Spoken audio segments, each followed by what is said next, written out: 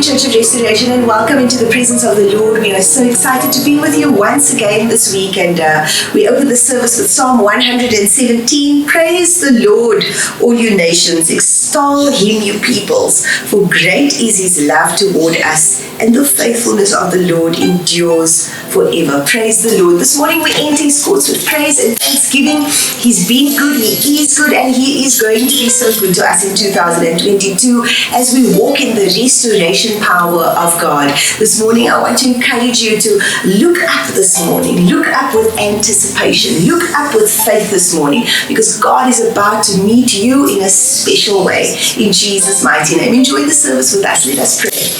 Father, in the mighty name of Jesus, we thank you for this day. We thank you for your blessing, and we thank you, my God, that your hand is upon us and you are moving by your restoration power upon us. Thank you that you are faithful, and thank you that as we enter your courts with praise and thanksgiving, you're about to release your faithful blessing and power and breakthrough and victory over our lives this morning in the service. In Jesus' name, amen. Enjoy the service with us. You are here, moving in our midst. Oh, I worship you. Oh, I worship you. You are here, working in this place. Oh, I worship you.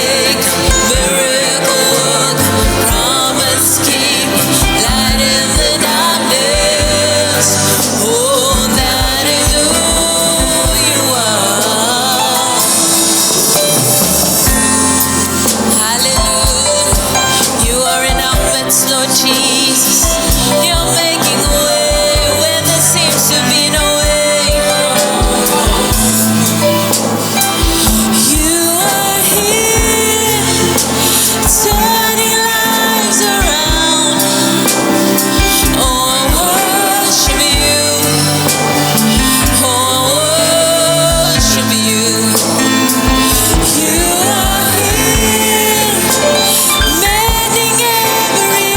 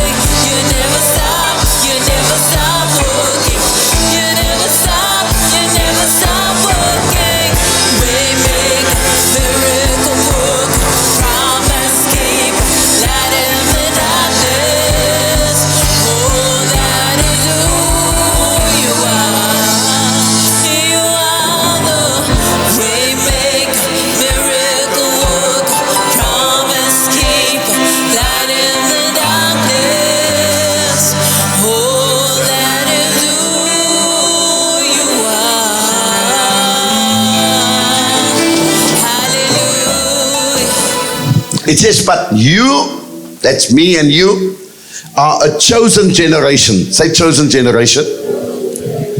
We are a royal priesthood. Say royal priesthood. We are a holy nation. You see that? We are holy people. A peculiar people. Say a peculiar people. That means that you sometimes misunderstood. People don't understand so nicely. That's fine. They're not supposed to understand. We got to teach them and bring them into an understanding. Hallelujah. But the reason God made us peculiar is so that they can inquire. What is this that you have and that you're following? That you should show forth.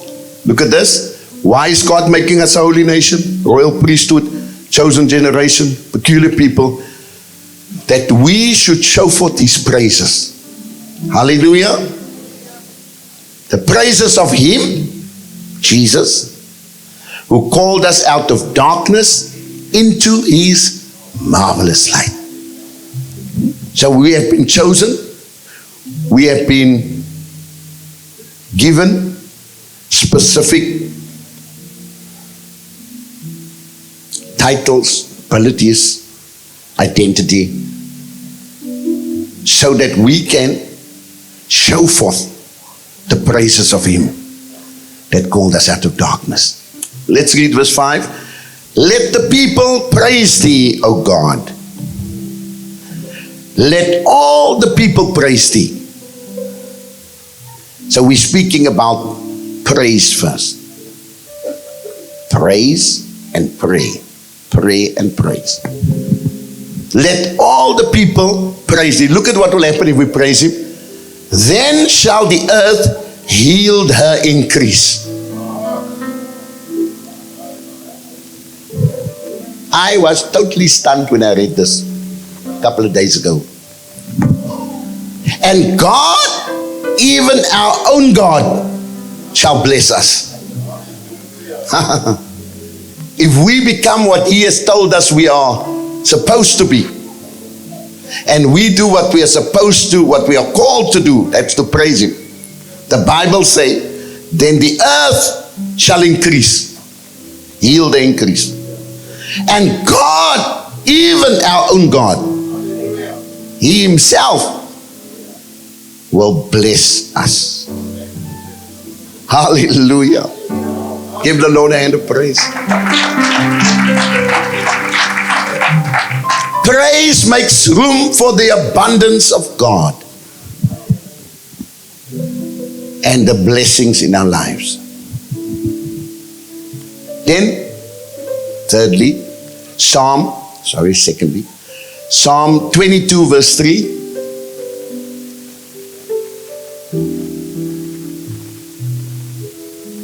But Thou art holy, O Thou, that inhabitest the praises of Israel, the praises of His people. Praise ignites the presence of God. Let me say it again. Praise ignites the presence of God. And praise refreshes our spirit through the presence of God. That's why you can come into service and you feel tired, down, Once you get into the presence of the Lord through praises, then God lifts that heaviness, covers us with a garment of praise. Hallelujah. For the heaviness. Glory to God. Psalm 16 verse 11. In His presence. So when we praise, we ignite His presence. And in His presence, there is fullness of joy. Thirdly, praise gets our focus off ourselves and back onto God. That's why you cannot be in church and praise and worship God and you're looking around.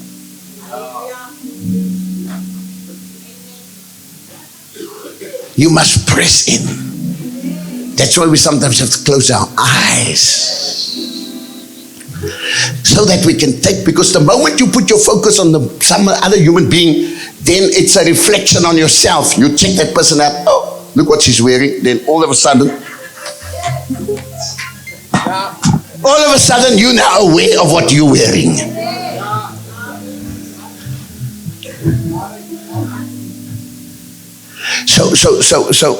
So praise, when you really praise the Lord, the focus must be off yourself. That's why we need to press in. We need to press into His presence. We need to be lost. I made up my mind when I was saved. Whenever I used to go to church or whatever church I go, I don't look around. Even if I go to a shack church somewhere, I travel Africa all over. I'm not worried about what the people say. And you know, sometimes people can say, look how they're jagging, look how they're dancing. They sing false, they do this, they do that, they do that. That's their business. I'm there to praise the Lord. I'm there to enter His gates with thanksgiving. I'm there to enter His courts with praise. I'm there to say, this is the day that the Lord has made. I'm here to rejoice and here to praise my God. Even when I come to church here, most times I don't even know who's in church. I'm not here for the people. I love the people. And I serve the people. But when I come to praise my God. Hallelujah. You know what Jesus said in Matthew 22:40? He said, you will love the Lord your God with all your heart, with all your strength, with all your understanding. You know what Jesus was actually saying? When I went back and Jesus redefined those commandments, and when I looked at the commandments that was given to Moses, the first commandment is say, you shall have no other gods. But Jesus redefined the first commandment. He said, you will love the Lord your God. Jesus was speaking about praising God. Hallelujah. Hallelujah. Hallelujah. We don't have time now, but Jesus was teaching the people, and Jesus said, man, the children will complete the praises unto God. When the scribes and Pharisees, when they were challenging Jesus about this and this and this and this, he said, no. The children is going to complete the praises unto God. Jesus never underestimated children. Jesus don't underestimate anyone. We underestimate the people, but not Jesus. For praise brings us into a place of humility. Psalm 95 verse 2 to 3. So if we want to see the power of praise, we must allow ourselves to be brought into a place of humility. Let us come before His presence with thanksgiving and make a joyful noise unto Him with psalms. And when you take the glory and the focus away from yourself and you hand it over to someone else, that means you are humbling yourself. Hallelujah. It's like when you bow before someone, that means you are humbling yourself. That means you are exalting that person. And so God wants us to exalt Him only, so that humility can start activating greatness. There's only one way to greatness, and that's to humble ourselves. So you see now, Jehoshaphat first called the fasting time, praying, and then they started to praise. So there's double power when you can add prayer to praise. Hallelujah. Hallelujah. Hallelujah. Hallelujah. That's why it's important for the church of Jesus Christ to praise God and to pray. Hallelujah. To praise God and to pray. You know, when you praise God and then you pray, then you don't pray anything in the natural, you pray in the supernatural. Hallelujah. Sometimes we too much in the natural. We must praise more and pray. Hallelujah. And then we will see the glory of God come down. And then lastly, turn with me to Acts chapter 16. And then I'm finished. So he added prayer to his praises.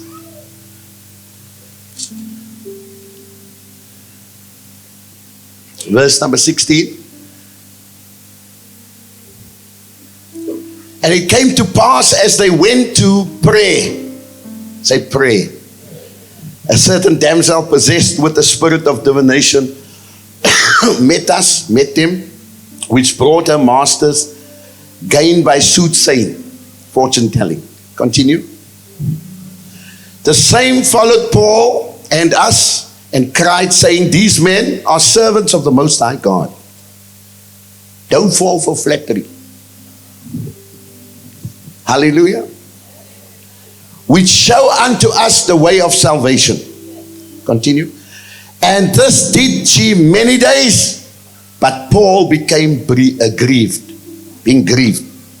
He turned and said to the spirit, he identified the spirit here, I command you in the name of Jesus Christ to come out of her. And he came out of her the same hour. Hallelujah. Continue. And when the master saw that the hope of the gains was gone, they caught Paul and Silas and threw them into the marketplace unto the rulers. Continue quickly. And they brought them to the magistrates, saying, these men, being Jews, do exceedingly trouble our city, and teach customs which are not lawful for us to receive, neither to observe, being Romans.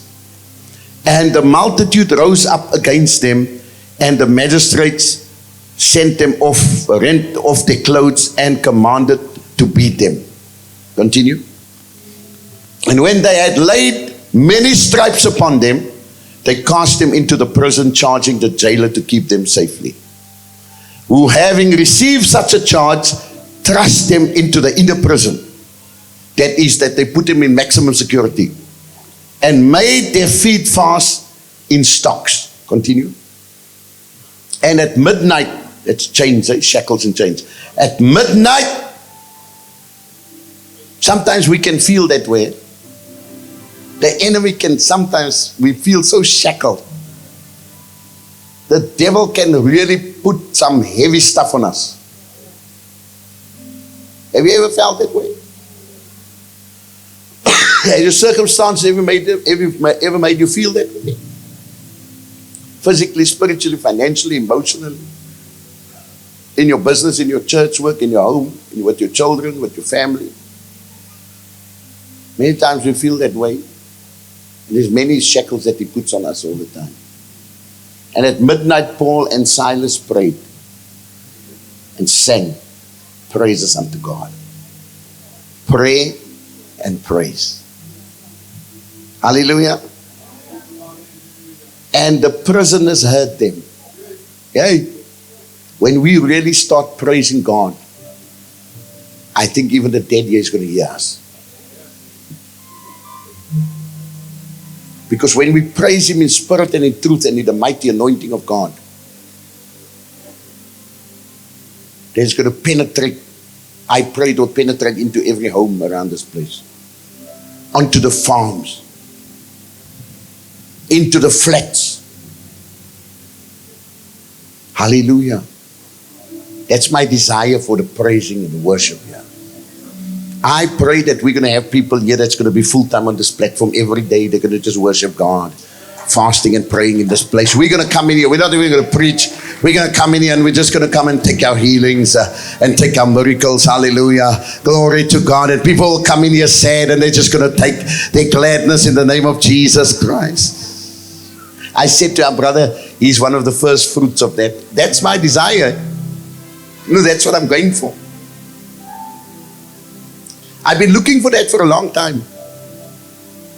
There's a lot of talented people around.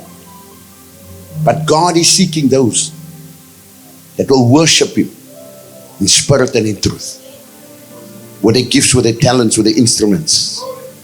Oh, glory. We're going to see something.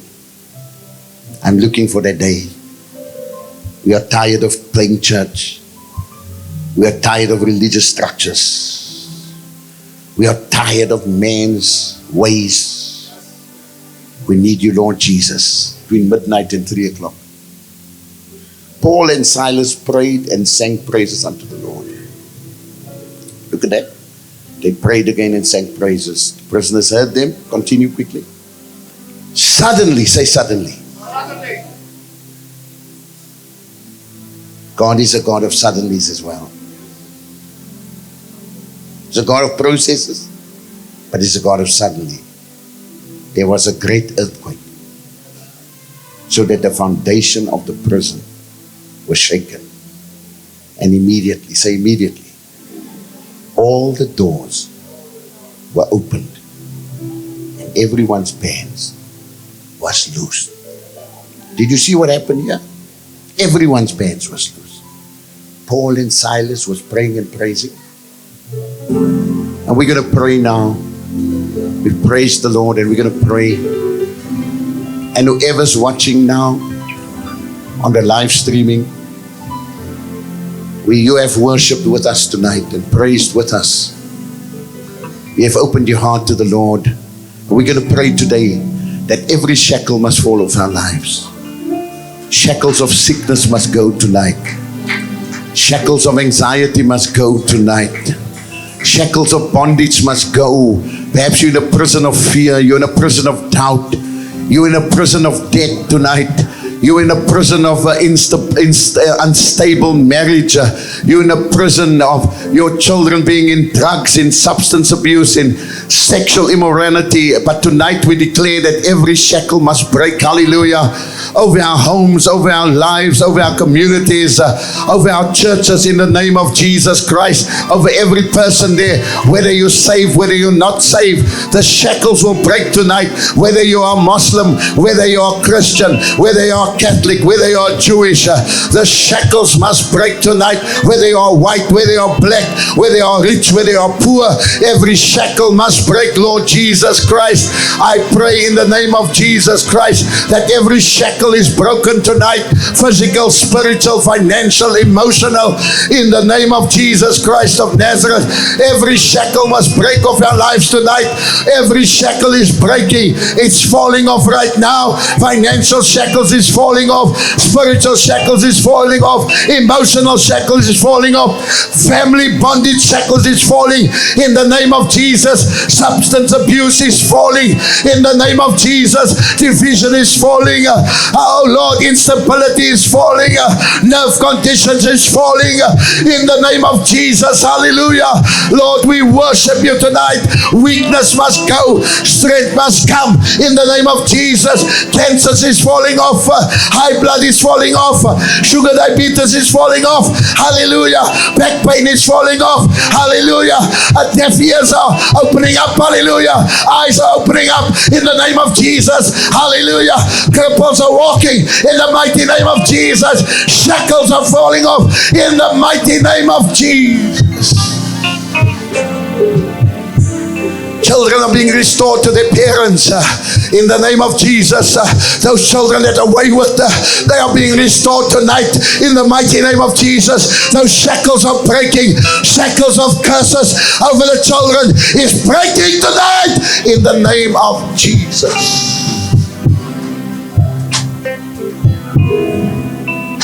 The shackles of division is breaking in Cape Town, Africa, in the world, in the name of Jesus, the Church of Jesus Christ, in the name of Jesus Christ.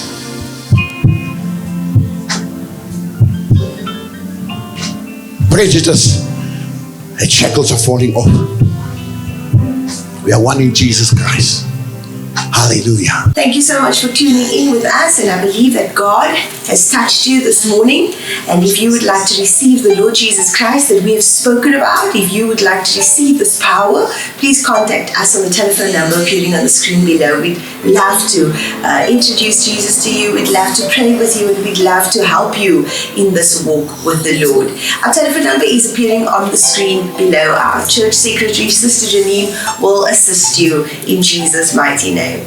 We want to thank you for joining us this week, and we want to thank you for tuning in once more. And we pray that God will be with you this week, that His restoration power will be continually rested on your life. And this morning I want us to receive the benediction and receive the goodness and the wholeness of God this morning as He does a wonder work in 2022.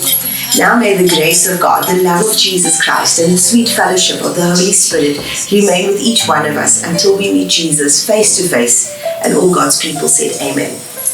Goodbye. God bless you. We love you.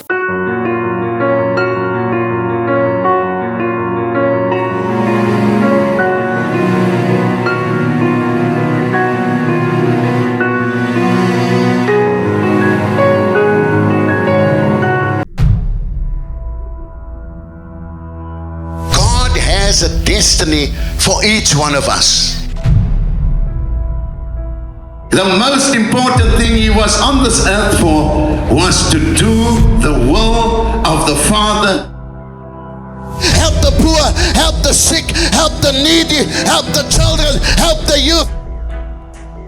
Even if the oceans can be filled with all the sins of the world, Jesus' blood, one drop of His blood can wash away all that sins. Hallelujah. It's time that we start walking in the anointing. Healing power is flowing here this morning. Deliverance power is flowing. I say, in the name of Jesus Christ of Nazareth, I pray for every member of this congregation. Listen here, Jesus has got your miracle because Jesus knows what He has prepared for you. Hallelujah. It's not every person that can take a drunk and change him into a preacher. Hallelujah. It's not every man that can take a prostitute and turn this person into a lady. Hallelujah.